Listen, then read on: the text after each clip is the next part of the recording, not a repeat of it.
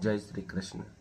समस्या का डर ही सबसे बड़ा डर है और यही सबसे बड़ी समस्या है और गीता ही उसका हल है। गीता का जो प्रमुख संदेश है, जो महत्वपूर्ण बिंदु है, उस पर हम आज चर्चा करेंगे। मित्रों, भगवत गीता के जो रहस्य, एक तो खुद को शरीर मत समझो। हम स्वयं को शरीर मानते हैं और कष्ट भोगते हैं। सुख दुख भी हम शरीर के माध्यम से ही अनुभव करते हैं। लेकिन कृष्ण कहते हैं कि तुम तो आत्मा हो, शरीर तो मात्र साधन है और आत्मा को कष्ट होता नहीं है। न उसको जलाया जा सकता है, न सुखाया जा सकता है, न गीला किया जा सकता है। उसका कोई नाश होने वाला नहीं, वह सनातन है। इसलिए खुद को शरीर मत समझो, उसके मालिक बनो और उससे काम में लो। उसको कष्ट दो, पीड़ा दो, तपस्या करो। इसलिए लोग और ऋषि तपस्या का मार्ग चुनते हैं और इसको साधन की तरह उपयोग में लेते हैं। दूसरा बिंदु यह है, कर्म फल की चिंता न करो।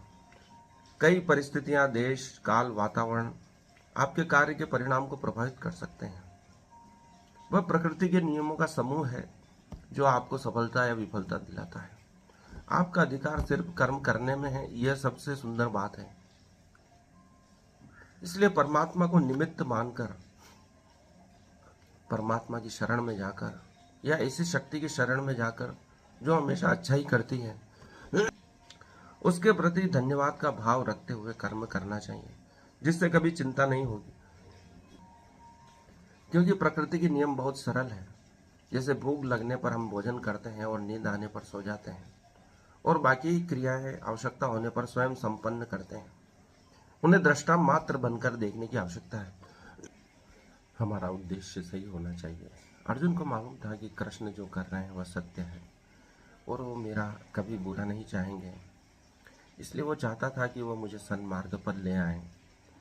इसके लिए वो बार बार प्रश्न कर रहा था और वही प्रश्न और उत्तर के रूप में गीता समाधान के रूप में पूरे विश्व समुदाय को उपलब्ध हुई, जो आज भी हमारा मार्गदर्शन कर रही है और भविष्य में भी करते रहेंगे। यदि हम किसी कार्य को कर रहे हैं और उसका उद्देश्य सही हो और बीच में कूटनीति का भी उपयोग करना पड़े, तो महाभारत जैसा युद्ध भी जीता जा सकता है। क्योंकि अर्जुन जानते थे, जिसको मैंने सारथी बनाया है वो मेरे मन के और आत्मा के भी सारथी बन जाए, ऐसा वो प्रयास कर रहा था।